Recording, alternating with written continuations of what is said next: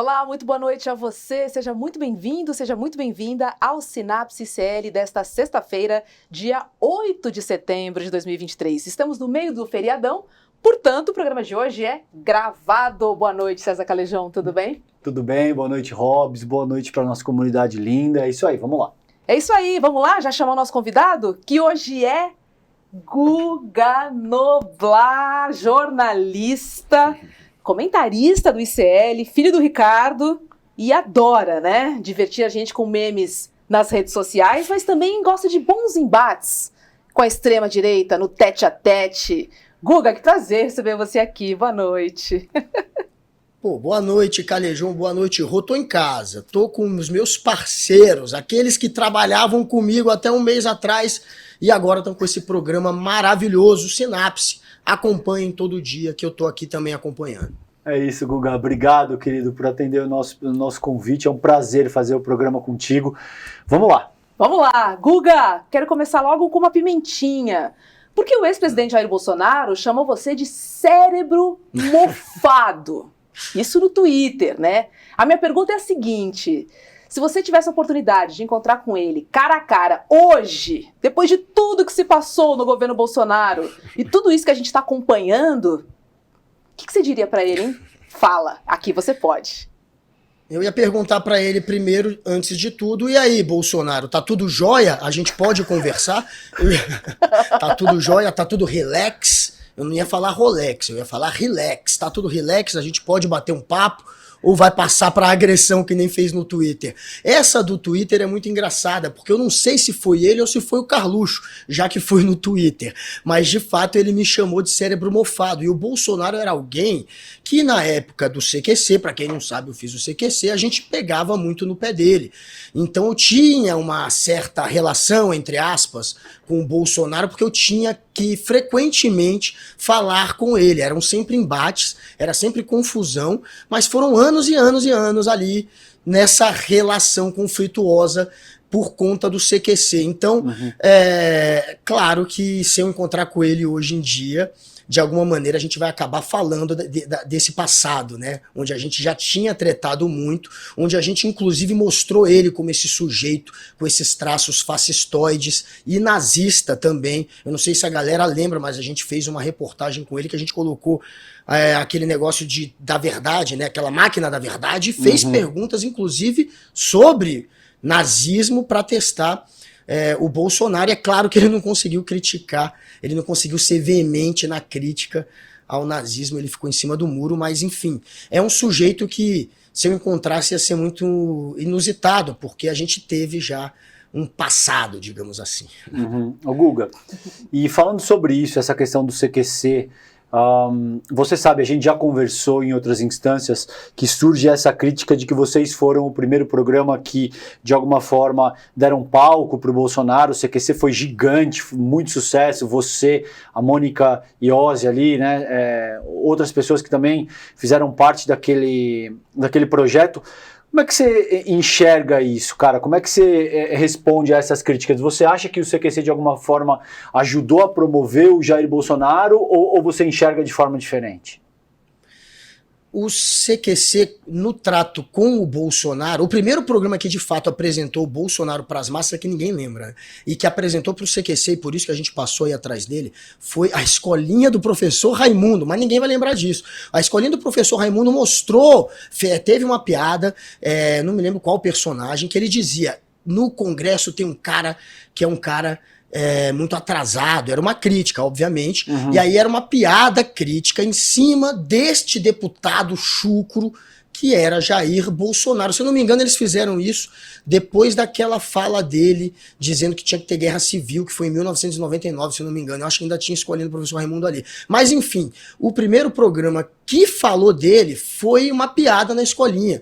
E aí, não sei o que, ser um roteirista que tinha essa referência falou: pô, a gente podia ir atrás desse cara, porque ele é muito chucro, e mostrar, olha, também tem esse tipo de gente que está sendo eleita. Sempre foi no sentido de ir pra treta com ele, pra ir pro confronto. Nunca foi alguém que a gente tratou, como outros programas trataram, com suavidade, banalizando, tentando passar a imagem de alguém digerível. Muito pelo contrário. Então, assim, desde o primeiro momento que a gente foi atrás do Bolsonaro, a gente levou para ele umas perguntas feitas, como se fosse um povo fala, só que com artista. Tinha Preta Gil, tinha uma galera. Aliás, não, era Povo Fala, de fato, mas fazendo perguntas. Uma das perguntas era sobre a Preta Gil, que a gente queria ver se ela era racista, enfim. E ele acabou ali tendo uma fala muito pesada, que foi uma fala racista. A partir dali que começa o confronto com a gente e que a gente passa a usá-lo mais. E a ideia de usá-lo era ter alguém que era um contraponto ao programa. O programa tinha determinados valores, e para mostrar esses valores você tem que ter um embate com alguém que representa o oposto dos valores do programa. Eu era o produtor de conteúdo político do CQC antes de ser o repórter. Então as matérias de política, quando os repórteres iam fazer, eu estava do lado sempre. Seja a Mônica Iose, Danilo Gentili, ou qualquer um que é para Brasília. E, então, assim, eu realmente tenho propriedade para falar disso, porque, de fato, eu participei dessas gravações todas que tiveram Bolsonaro, ou atrás das câmeras, ou diante das câmeras. Depois eu acabei virando repórter. Mas o fato é que, quando eu conversei com o diretor e a gente pensou em focar mais no Bolsonaro, foi nessa conversa que eu tive com ele. A gente precisa mostrar os valores do programa, a gente precisa ter alguém que a gente vai ter sempre um embate com essa pessoa, alguém que a gente vai estar confrontando. E esse alguém era o Bolsonaro. O programa era um programa de viés.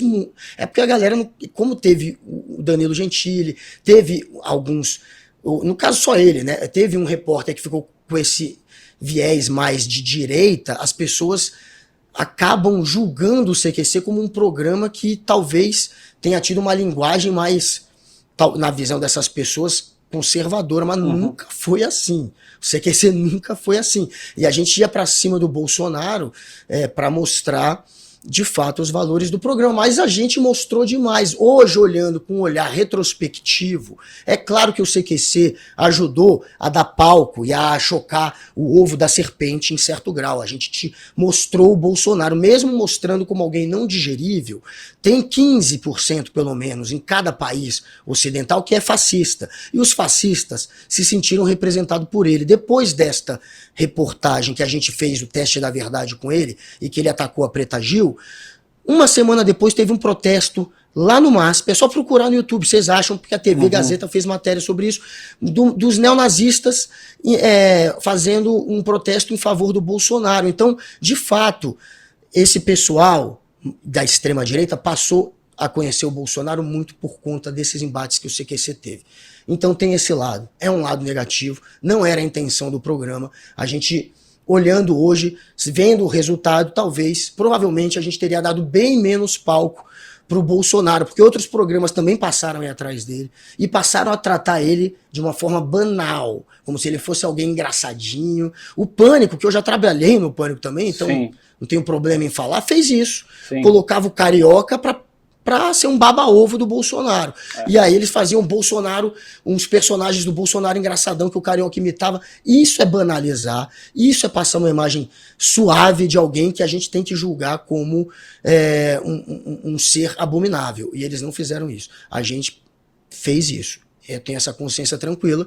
Agora, é óbvio que vendo o resultado e com um olhar retrospectivo, a gente deveria ter dado menos palco. E Guga, me conta uma coisa. Qual foi a pior matéria que você já fez na vida? Aquelas que você fala, meu Deus! É a pior. Boa. Assim, não é a pior assim, porque eu me senti constrangido em fazer. Só que, a matéria foi até legal, porque o personagem era maravilhoso, que era o Pelé, só isso. E eu fui atrás do Pelé nos Estados Unidos. Então, essa matéria, tinha acabado de virar repórter, eu só tinha experiência mesmo com política, e me jogam pra ir atrás do Pelé, e com uma música, com uma paródia que era ridícula, daquela ABC. Aí a gente fez, todo americano deve só querer aprender. Era uma brincadeira, ficou ridícula a letra. E aí na hora de cantar, velho, eu me senti constrangido. Primeiro eu fui atrás da seleção, porque a gente pegou a seleção brasileira. O Lucas, que voltou pro São Paulo hoje, talvez ele lembre disso. Eu tentei cantar essa música pra ele, fazer ele cantar, e eu esqueci a música, a letra. E ele olhava pra mim, falava, não é possível o que tá acontecendo isso. Eu não com o Lucas, com a seleção brasileira, sem saber, um branco no meio um branco da letra no meio dessa história, e uma situação constrangedora, ficou horrível já, o pré-Pelé, que seria a seleção, já estava horroroso. E aí no Pelé continuou horroroso. Mas o Pelé foi um doce comigo, a gente falou de Messi, a gente fez umas piadas com a Argentina, só que, enfim, a matéria, no geral, me constrangeu, entendeu? Eu fiquei constrangido. O Pelé, o cara é um dos caras que eu sempre fui fã, sempre meu ídolo, sempre cara que eu venerei sempre. Podia ter conversado com ele sobre vários assuntos de futebol mesmo, muito mais relevantes. Fui lá cantar uma musiquinha ridícula, paguei um micão. Enfim, não assistam essa matéria. CQC, Pelé, Guga, por favor. Vai falar isso pra nossa comunidade do CL pra não assistir a pior matéria que você fez. Já estão lá no Google já buscando.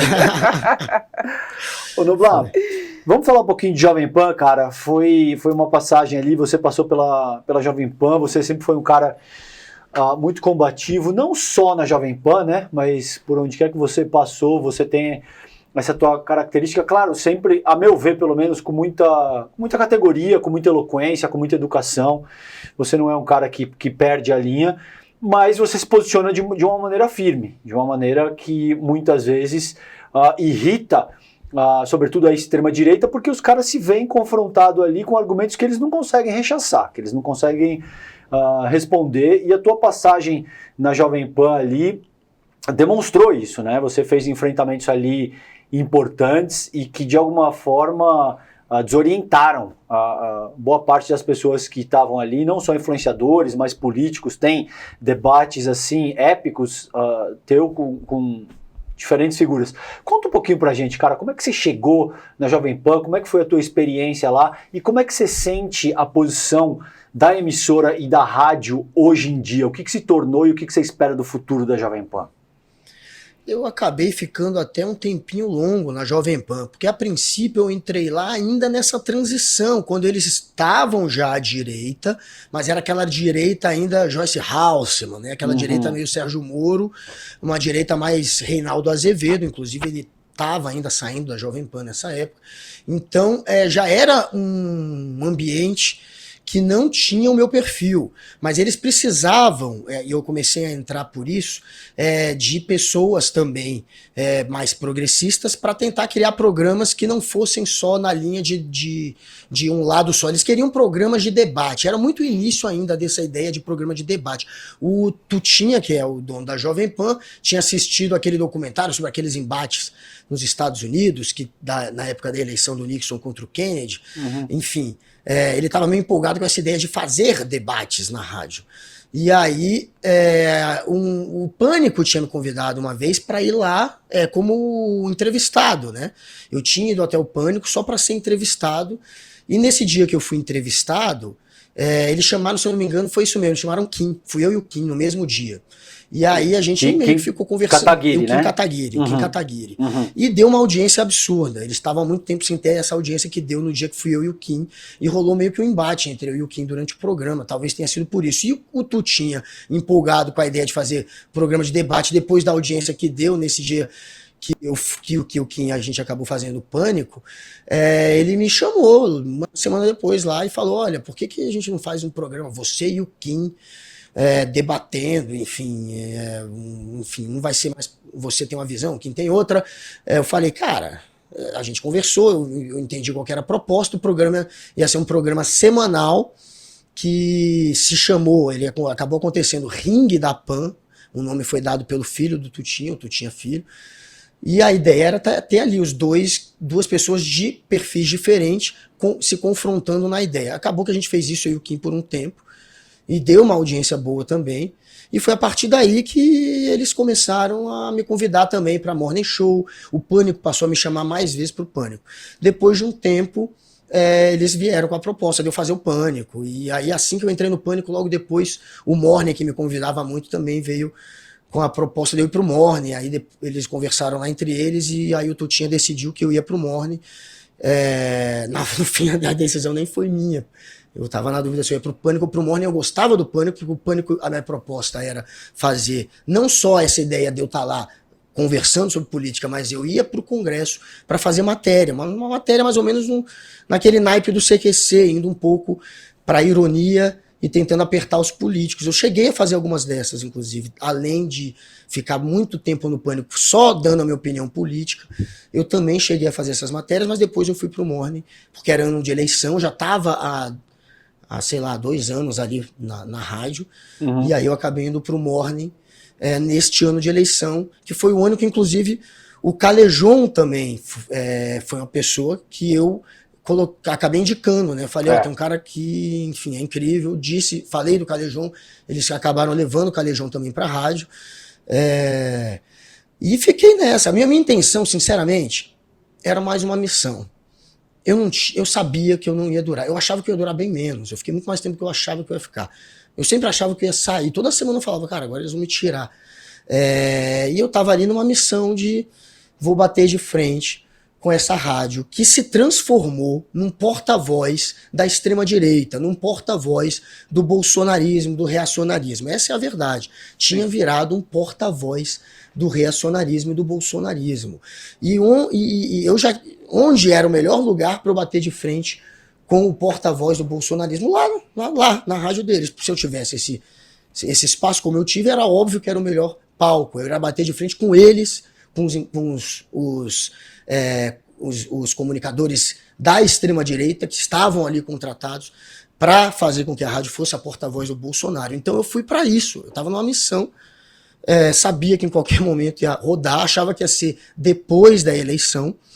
Eu sabia que eles estavam me usando também durante a eleição, porque como eles estavam batendo muito no Lula, na esquerda, se eles não tivessem alguém muito veemente para contrabalancear isso, eles iam perder muito processo na justiça eleitoral durante a eleição. Então é claro que eles estavam querendo me usar também para não perder processo, para dizer, não, a gente ouve os dois lados. E eu falei, eu não sou otário, eu sabia que eu estava sendo usado pela rádio, eu falei, eu vou usar essa rádio também para ir com toda a veemência possível contra o que eles pregam, sabendo que isso vai acabar já já. Nunca foi meu objetivo ficar muito tempo ali, e na missão realmente de bater de frente com uma rádio que influenciava tanta gente. Tem vários amigos meus que estudaram comigo, berço de ouro, gente que teve escolas ótimas, todas as oportunidades da vida, estou na mesma escola que eu estudei, e são pessoas que hoje são completamente lobotizadas, eles são doutrinados, e eles foram doutrinados muito pela Jovem Pan. Eu falava, cara, meus amigos, que são os mais doutrinados, ouvem a Jovem Pan. Então, um lugar para estar e para tentar fazer um trabalho de desdoutrinar, digamos assim. E furar a bolha, também, né, Guga? Pelo menos eles vão me ouvir. E eles me ouviram, muita gente me ouviu. Enfim, mas era esse meu objetivo. Eu realmente vi como uma missão.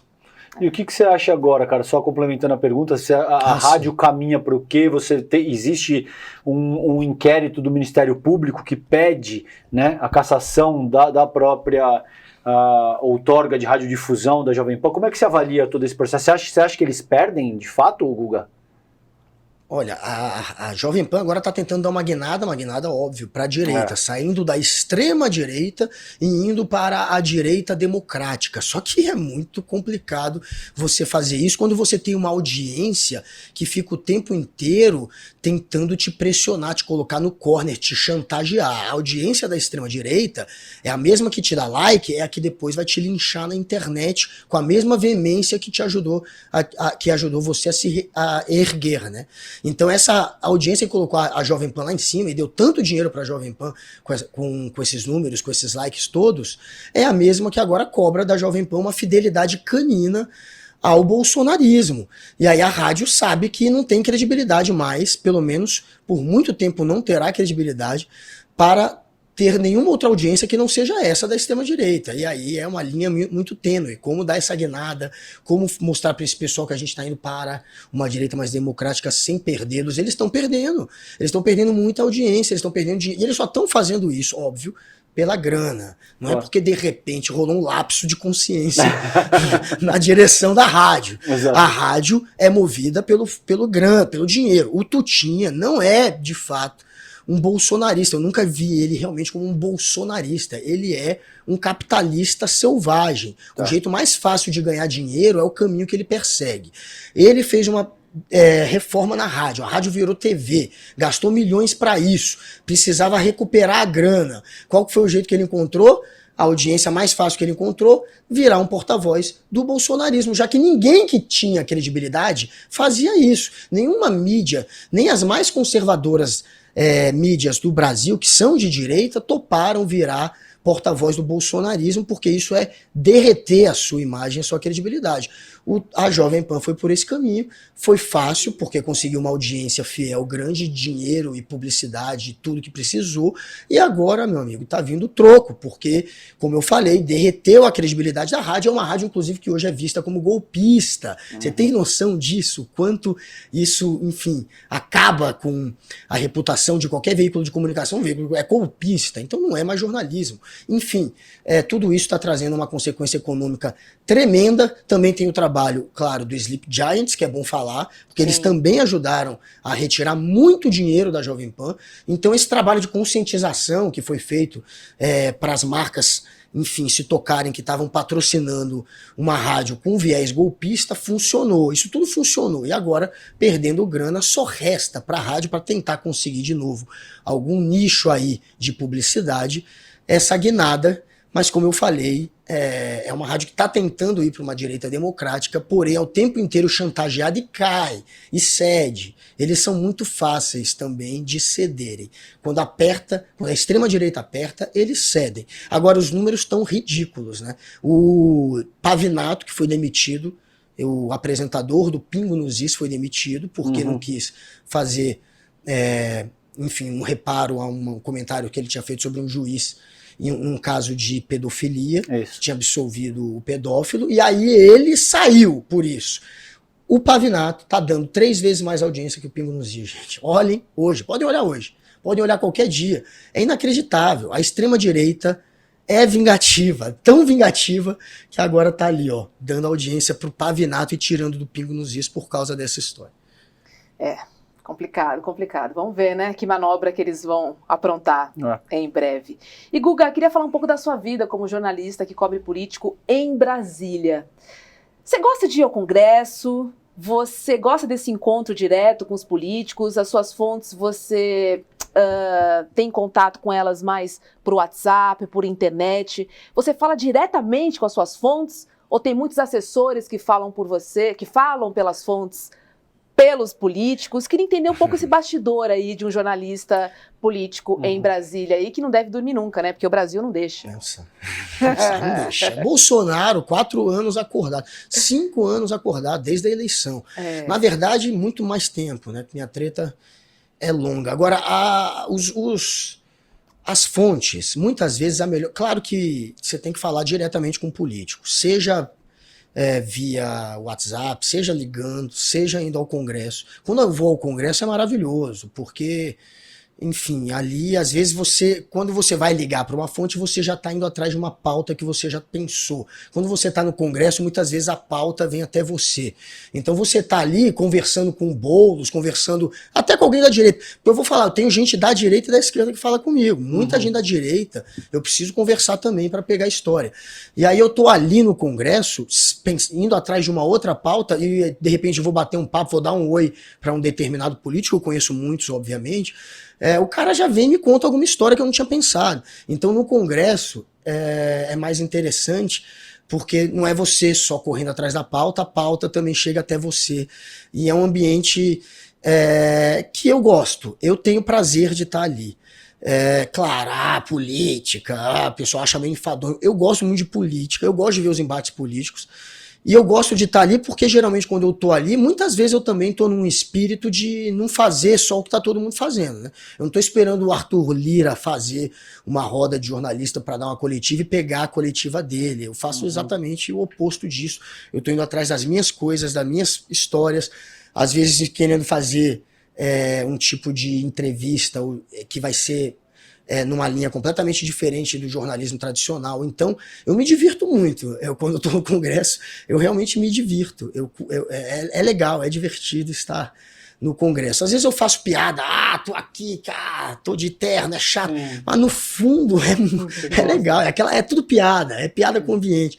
Mas é bom para um jornalista estar ali. Você, é claro, tem muita fonte que não é político também. É importante a gente ter diretamente o político como fonte, obviamente. Eles conseguem muita história, eles conseguem muito furo. Há muitos furos que vocês escutam de jornalistas de Brasília foram repassados, obviamente, por políticos. É claro que o jornalista depois investiga para ver se não está caindo numa armação, mas a base, muitas vezes, de furos políticos são outros políticos que recebem a denúncia e que repassam para um jornalista. Então você tem que ter uma relação interessante com a maioria dos políticos para você, se você de fato quiser investigar e ter notícia. Agora, não é só o político, tem, claro, os assessores que muitas vezes estão ali para embarrear e atrapalhar, mas tem muito assessor que está para ajudar. Tem muito assessor que te informa, te passa muito mais detalhes do que o político que ele trabalha. E às vezes a fonte é o cara do elevador, entendeu? Às vezes é o cara que faz às vezes é a secretária.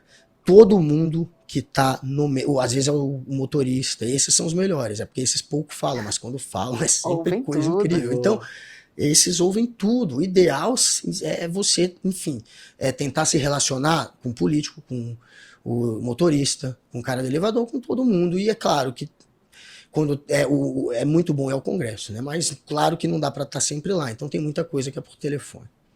Noblar, e você tem uma habilidade específica que eu acho admirável, que é isso que eu comentei anteriormente, de conseguir ser incisivo, conseguir ser veemente, sem perder a cabeça, sem se irritar. E isso ficou muito claro naquela agressão que você sofreu do Mário Frias, porque ali, Robes, para qualquer outro ser humano ter se descontrolado e ter cometido entendeu? E ter cometido uma besteira, e se o Guga reage de qualquer forma mais incisiva ali, ele teria um problema imenso. Muito provavelmente isso poderia acabar com a carreira, inclusive, se ele reage de forma física à agressão que ele sofreu, porque o Mário Frias, para quem não lembra, toma o celular da mão dele, o que caracteriza uma agressão, porque ele de fato tocou fisicamente no Guga Noblar. E disse que foi insultado, né? Teve mais essa, né? E a reação do Guga foi a mais adequada possível, porque ele fica paralisado, olhando como... E diz, eu lembro que você disse isso, você vai roubar meu celular? E aí ele vê que ele se vê confrontado com algo que não se sustenta e coloca o celular do Guga em cima do balcão. Agora, daí, para ter cometido um erro, é uma vírgula, um impulso mal controlado que podia ter custado caríssimo nesse sentido.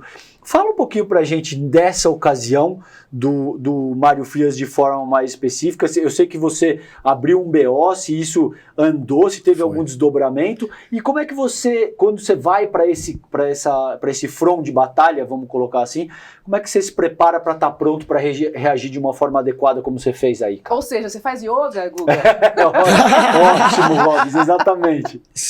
Quem me preparou de fato para ser frio no momento da confusão foi a minha experiência ali em programas como o CQC e a Liga. A Liga foi um outro programa da Band muito legal, mas o CQC, claro, eu tive muitos momentos de embate com políticos e a gente não pode jamais perder a razão. Os caras, quantas vezes também não teve agressão? Ou na Mônica Iose, uma vez eu estava com a Mônica, o cara bateu na Mônica Iose. Enfim, eu acho que eu fui ganhando couro com o tempo, e entendendo que a gente tem que ser frio mesmo, a gente jamais pode dar razão, ainda mais para esses sujeitos da extrema-direita. Naquele dia do Mário Frias, eu estava indo num evento ali que ia ter, organizado em uma comissão, e ele apareceu, na hora que ele me viu, ele já veio para cima. E por que ele fez aquilo? Porque eu tinha feito uma entrevista com ele no Morning Show, uns 8 meses antes desse embate, em que eu falei sobre suspeitas de corrupção que pesavam contra ele. Ele tinha viajado para fora do Brasil, tinha pego diárias para ficar em 2 quartos e tinha dividido o quarto com o parceiro dele. Ou seja, uma diária, eles ficaram com a grana. Eu fiz essa pergunta: cadê o dinheiro que vocês fizeram? Ele tinha colocado um cunhado dele para trabalhar na Embratur, para ganhar uma bolada, e ele não aparecia na Embratur, todo mundo sabia que ele não aparecia, era uma história muito estranha. Então ele ficou muito chateado, digamos assim, com as perguntas que eu fiz. E aí na hora que ele me viu, ele veio para cima, foi no automático, ele me olhou, E aí começou a me chamar de anão. Eu sabia que você era um anão, você era um anão. Aí eu olhei pra cara dele e falei, deputado, se o senhor vai me ofender, me avisa antes, para eu pelo menos poder filmar. E aí foi a hora que eu tirei o celular. E na hora que eu tiro o celular e gravo, ainda dá pra ver ele me chamando de anão mais uma vez. Sim. E aí ele arranca o celular da minha mão. E eu falo, poxa, o senhor vai roubar meu celular? Ele devolve.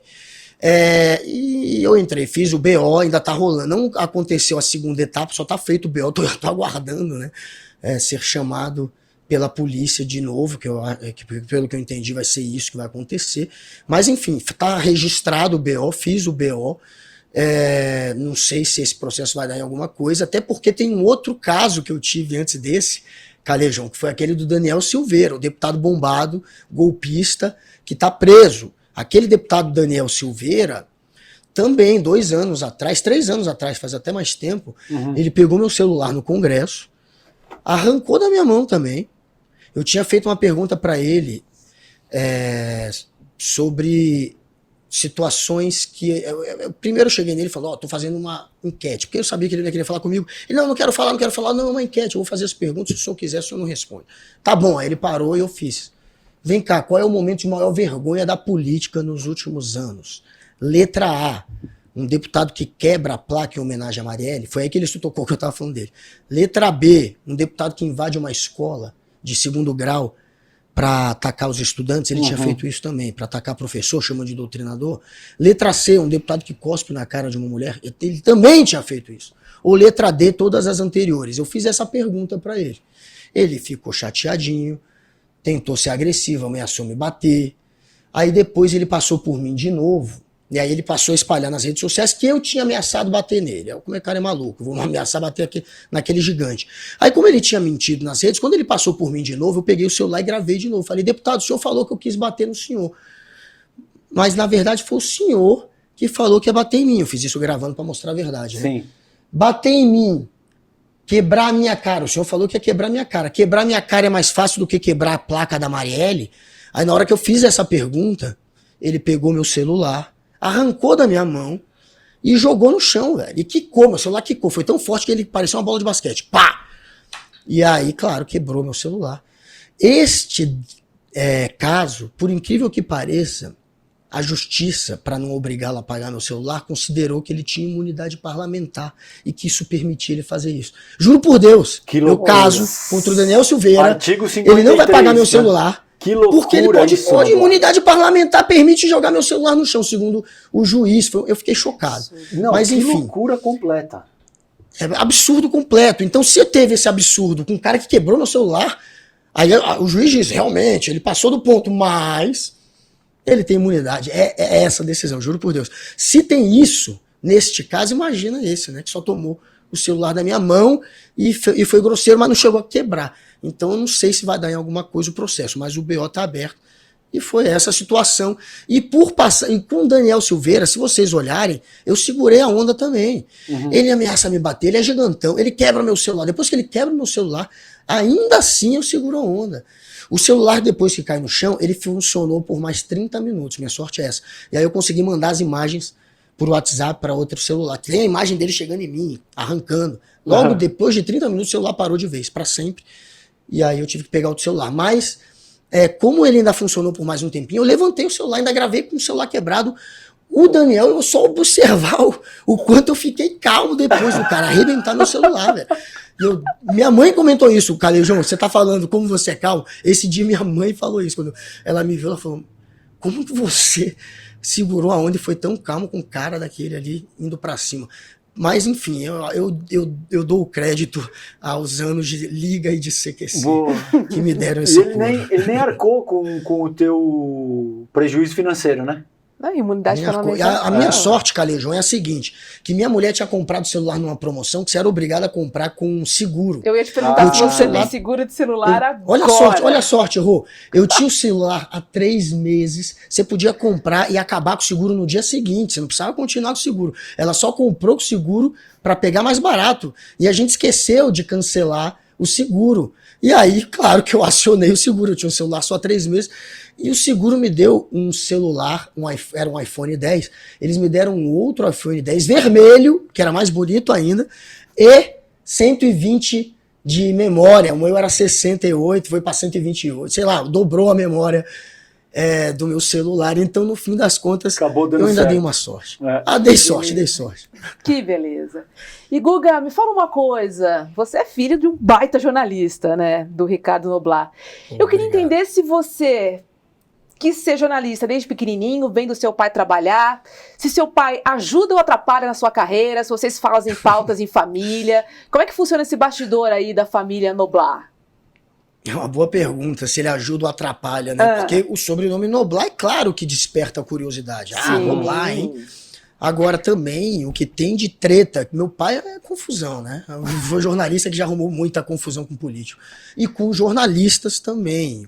Então, com a Jovem Pan, por exemplo, na Jovem Pan, só para dar um exemplo mais recente, eles ficavam enchendo meu saco. Olha o que teu pai falou da gente hoje. Eu falo, meu amigo, meu pai é meu pai, eu sou eu. Na Jovem Pan, por exemplo, ele ataca a Jovem Pan direto. E eu trabalhando lá não mudou nada. Então, um exemplo bom para dar é esse mais recente. Eu sofria reclamaçãozinha, encheção de saco. Eu ignorava, obviamente, porque ele estava ali. E é claro que isso, de algum jeito, ajudou a criar essa... Eu já tinha uma imagem de um anti-bolsonarista, mas o fato de eu ser filho do Noblat dentro da Jovem Pan me prejudicou muito. Os caras ficavam lá no grupo, que eu não fazia parte, faziam todos que trabalhavam, estavam no grupo, menos eu, né?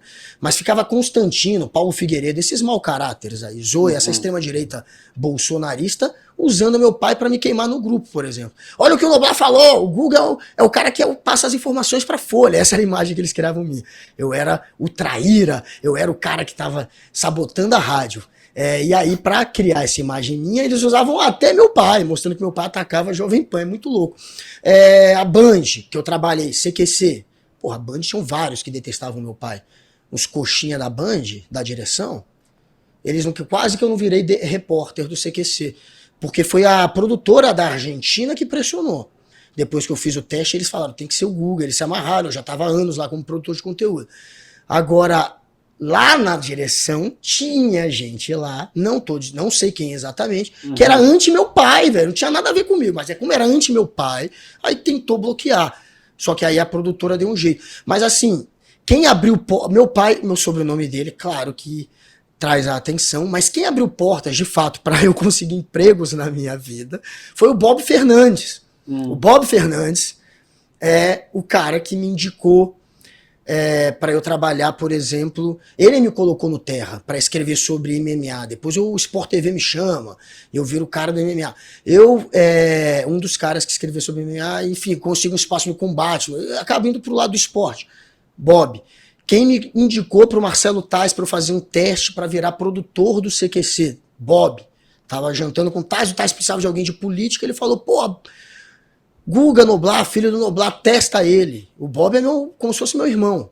O Bob, minha primeira palavra, quem estava comigo, passeando comigo de carrinho, ele tinha 20 e poucos anos, eu era um bebê, foi o Bob Fernandes. E o Bob, se você for ver objetivamente, foi ele que me indicou para abrir essas portas que eu acabei depois conseguindo espaço, que foi tanto no MMA quanto na política. Claro que meu pai é uma inspiração. Eu não achava que ia ser jornalista desde criança. Eu achava que ia ser cineasta. Depois eu achava que eu ia ser marqueteiro político.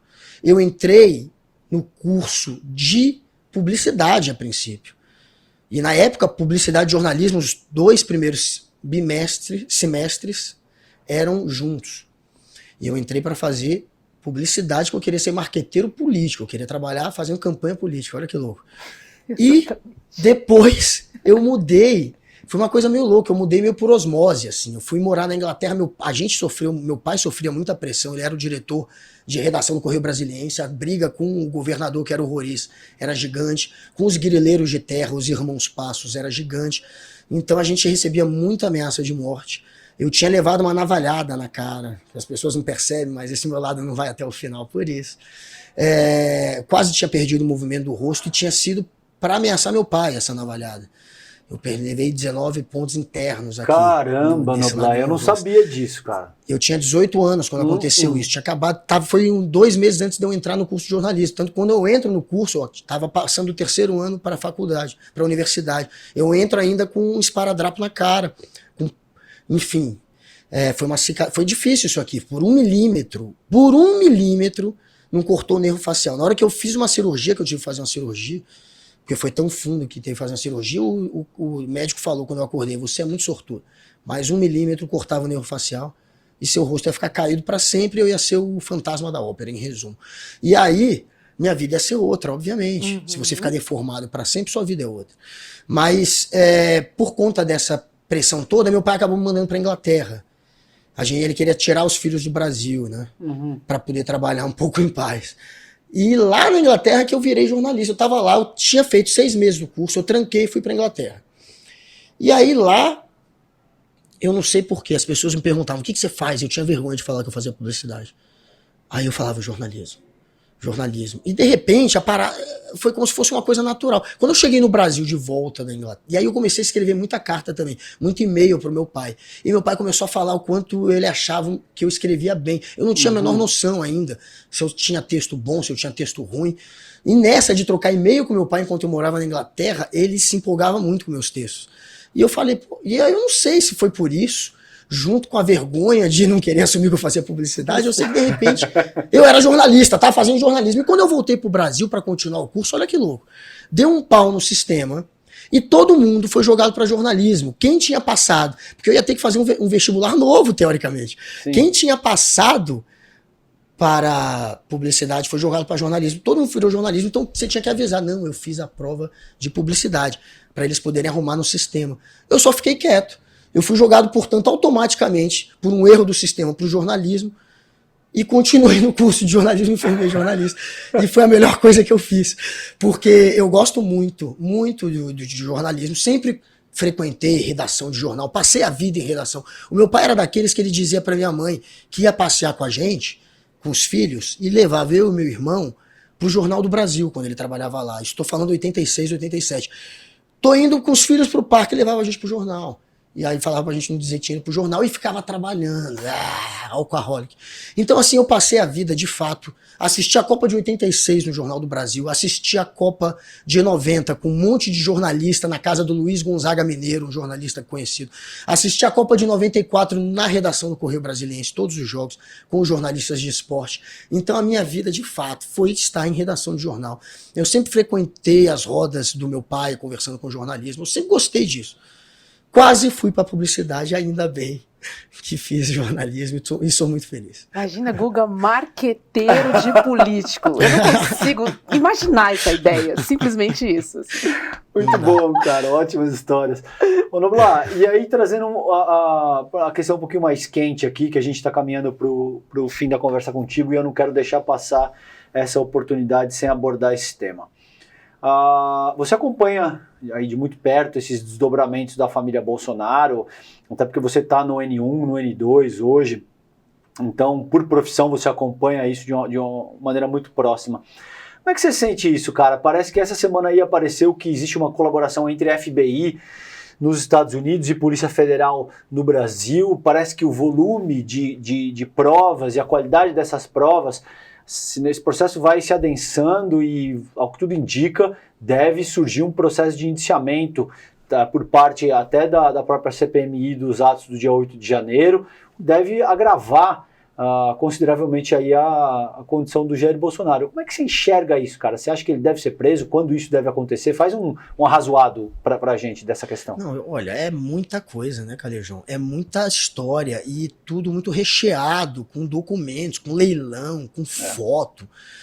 Se o Bolsonaro escapar da justiça, e para ele escapar, a estratégia é tentar levar para a primeira instância e anular as provas. Ele quer, porque quer levar adiante a tese, que inclusive foi reforçada pela PGR, né, pela Lindora Araújo, de que esse fato das joias deveria estar sendo apurado pela primeira instância, pela Justiça Federal de Guarulhos, que foi onde aprenderam, a Receita Federal aprendeu aquele primeiro conjunto de joias. Essa é a cascata dele. A gente sabe que esse assunto já estava sendo investigado, a justiça já tinha ciência, nesses inquéritos tocados pelo Xandão, pelo Alexandre de Moraes, de que tinha uma história de joia retida na receita, de que tinha, portanto, algo estranho com presentes. Não é um fato que só começa, portanto, com a apreensão e só porque a justiça, a imprensa vazou a apreensão, a justiça já estava investigando, essa é a história. Então deve-se continuar com o Xandão, seria esse o argumento. E também tem a ver, talvez, com outros fatos, como o golpe, pode ser que esteja ligado ao golpe, então teria que continuar com o Xandão. Mas a estratégia é tentar levar para a primeira instância. Levando para a primeira instância, você tentaria anular as provas. Anulando as provas, o juiz pode fingir que está tudo bem, né? Porque prova tem para prendê-lo de fato. Mas ele não vai conseguir fazer isso. Não tem o menor sinal de que isso é possível acontecer. Trocando a PGR no fim do mês, é capaz da próxima PGR, do próximo PGR, já se colocar contra esse ofício agora que diz que deveria ser a primeira instância da Lindora. Então a própria PGR já pode voltar atrás. E mesmo que não volte, o STF vai, claro, se debruçar sobre isso pelo colegiado do STF. E é claro que eles vão manter esse caso, esse inquérito com o Alexandre de Moraes. No STF é bola cantada. O Bolsonaro sabe que não tem chance. Ele vai ser condenado. É só uma questão de tempo. Então a estratégia é jogar para a primeira, é anular a prova. Não há sinal de que isso vai acontecer. No STF ele vai rodar.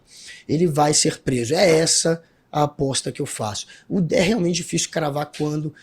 Acho que antes de transitar em julgado, pode acontecer sim uma prisão preventiva, porque tem elementos para isso. O Bolsonaro está atuando claramente para tentar anular a prova, para tentar anular depoimento. A gente viu como ele fez com o Mauro Cid. Ele botou um turbilhão de pessoas para visitar o Mauro Cid. Isso acabou há pouco tempo.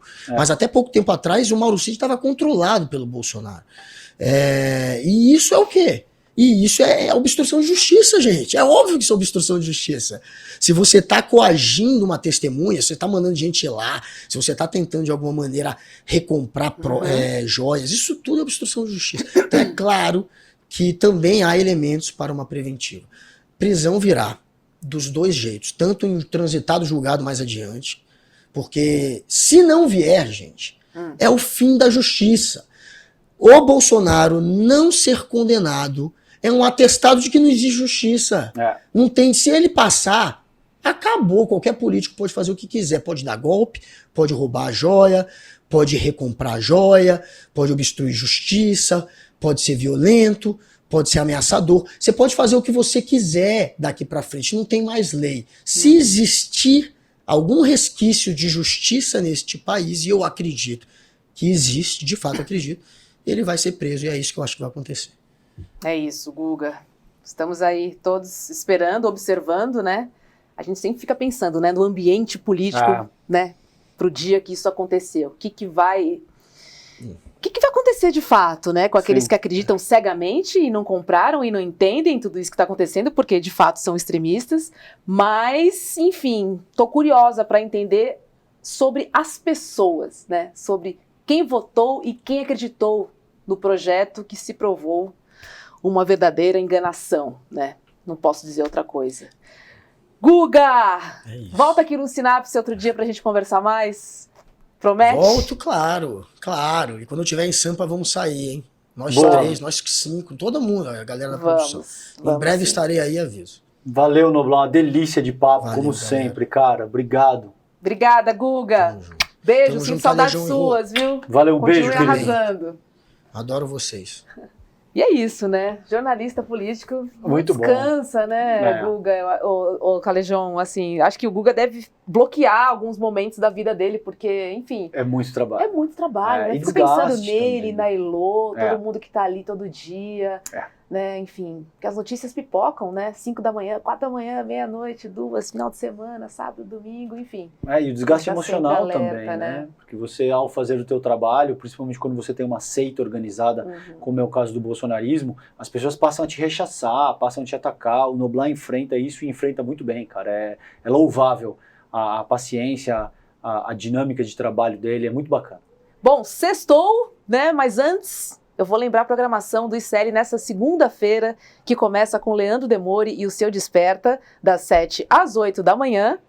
E logo depois do Desperta tem o ICL primeira edição, com o Vivian Mesquita, Eduardo Moreira e também o William De Luca. E às 7h30 da noite, ó, nós aqui outra vez. Estaremos de volta, é isso aí, Rô. A gente se encontra na segunda-feira, um ótimo final de semana para todo mundo. É isso aí. Sorriam mais, beijem mais, divirtam-se. Bom final de semana para todo mundo. Até segunda-feira. Beijo, fiquem bem, tchau, tchau. Mala de viagem cheia de grana, de dinheiro, tem alguma chance disso não ser dinheiro de corrupção? Eu vi tudo, digo e repito, os malopes chegavam lá em casa, as malas de dinheiro chegavam lá em casa. Foi casado durante 10 anos com Arthur Lira, presidente da Câmara. Diz que Lira é um homem muito perigoso, que sabe como funciona o esquema de desviar dinheiro público. O deputado é acusado de receber propina de R$106 mil. Essa história do kit robótica, quem foi que mandou esse dinheiro pra lá via orçamento secreto foi o Arthur Lira. Libera o homem, deixa ele mandar e desmandar no orçamento secreto, mandar dinheiro para Lagoas e etc, tá tudo certo. Arthur Lira. Arthur Lira. Arthur Lira? Arthur Lira. O Lira. Arthur Lira. Arthur Lira.